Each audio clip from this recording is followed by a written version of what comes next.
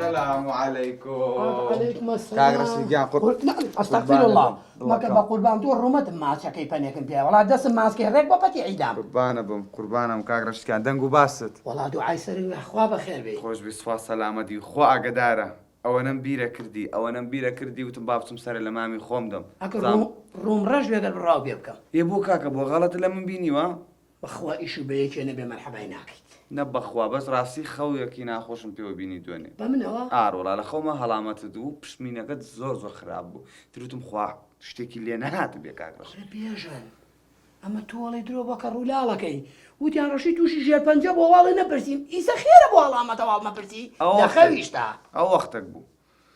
اي توني دنگو باس والله لا خوا بزيابي يا خواب والله تعود الامر بو قرباني وبم كاكا تشي بشو موضوعك خليك ظلمة تقيل والله جاي نبي صلاة قد بكام كل صلاوي شي كاكا توقف يا ابو امير خاني داما لا الى سرسني حاجتك نيومة الاولاد اللي بشفين تزالي لي اسني كورا كاكا غلط لما تيجي كاكا لا خوش استياتهم ولايتو بتو نا موضوعك باميشتي خو من بودي ورا سيجات والله كاكا راسي ايشكم بيتا نموت اخذ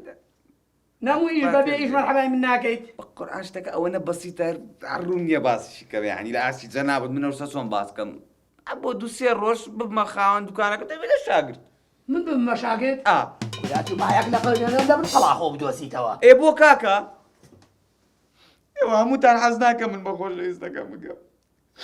طيب بس شمبياتو باقي قرعه انت وكو شيرين وفراد ملبكن انا وكو مام وزين ملبكن كنا دابي براراتي وتوسع بس امبياتو خو روماني طلاقنيا وام لبكن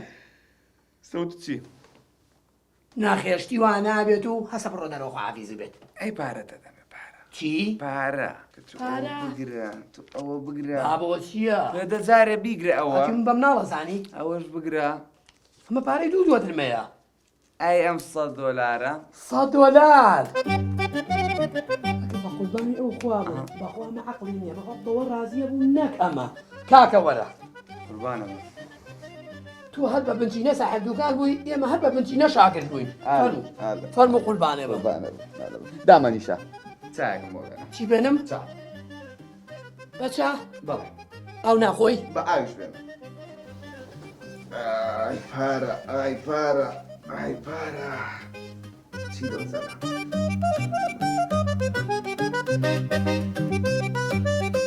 الو سوني بابي قربان ابو والله بو تلفون كل واقام لنا بو مشغول لا مخزن باروش تمام بوات و والله هين بوبكا ميسون بوب نيرا بو دكان جناحة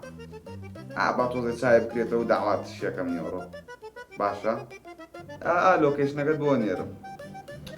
انا كاكا ومنالا لوكيشن بو نيرا باشا بو او هاتم بو برا بخوامنو شاكر دكان ابي برو